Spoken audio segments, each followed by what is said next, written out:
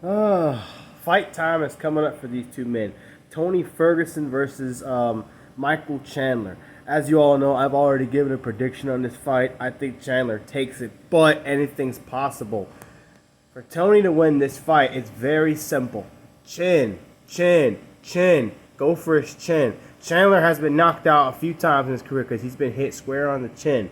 And as we all know, every time a fighter gets knocked out, it's easy for him to get knocked out again after that.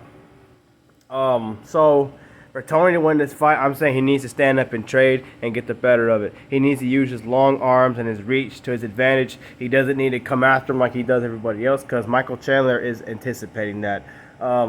This fight is not going to the ground, obviously. It's probably going to be a stand-up fight the whole time. Chandler is probably going to try to stand up and knock him out because these two don't like each other. I remember when Tony was winning 12 fights in a row, he still didn't get an undisputed title shot. Chandler comes in and wins one fight, and he's getting an immediate title shot. So, I mean, whatever. But Tony doesn't like it. Chandler doesn't care. He thinks it's funny.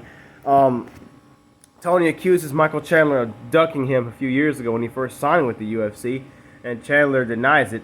So now they're having this fight, and there's obviously some words there. There's obviously some bad blood there. So, again, Chandler should win this fight. He's a knockout artist, but he's been knocked out a few times himself because somebody hits him square in the chin. Pitbull's knocked him out. Oliveira's knocked him out, among a few others. And Justin Gaethje also got the best of him in a stand-up fight. Now, I will admit he was more successful against Tony than he was against Chandler.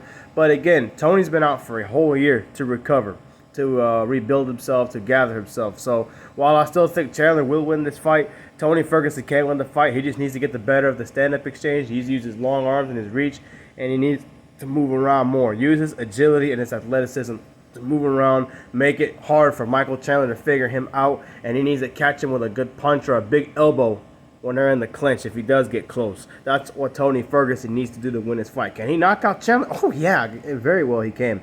He's got a lot of knockouts and his submissions in his career. So I imagine if he hits him in the right time in his chin, it's lights out, baby.